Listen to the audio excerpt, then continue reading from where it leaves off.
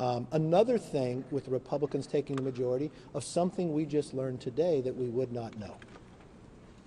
President Biden had lied to Americans again.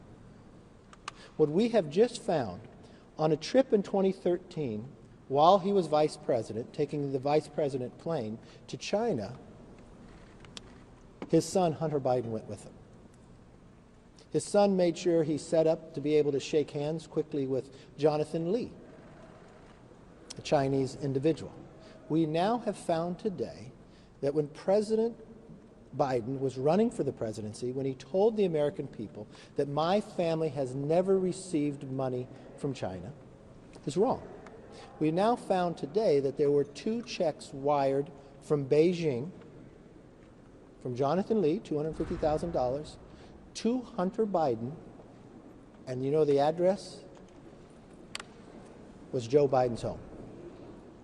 Now, I'm not sure if Hunter was living there at the time, because in his book, he says he was living in California at that time.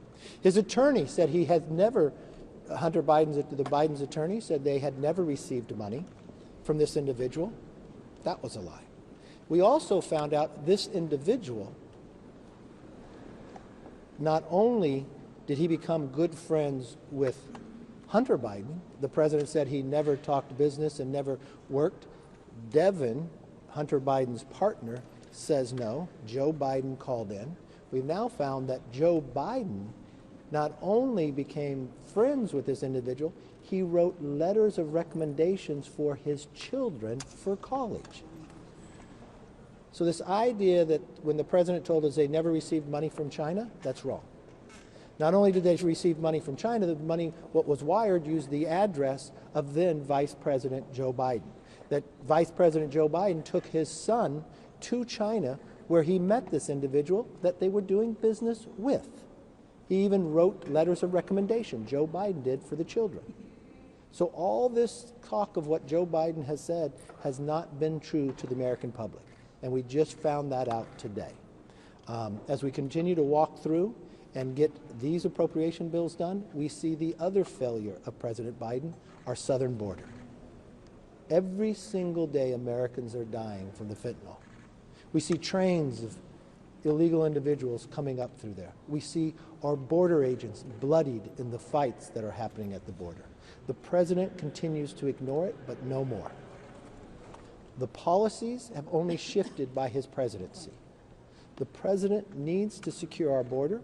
We will move a continuing resolution, bring a rule to the floor to secure our border and keep government open. Why are we doing this? Because America's asking for it. In Massachusetts, a state far away from the southern border, where there's not one Republican member from Congress from Massachusetts, the governor has declared an emergency based upon the illegal immigration. The governor of New York tells those who are coming to go somewhere else. The mayor of New York City says it's destroying his city. El Paso mayor says it's about to cripple them.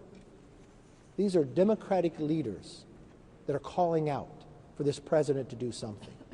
We are going to give Democrats and this president the opportunity to actually do that and keep this government open, and hopefully the Senate will be able to start moving some appropriation bills.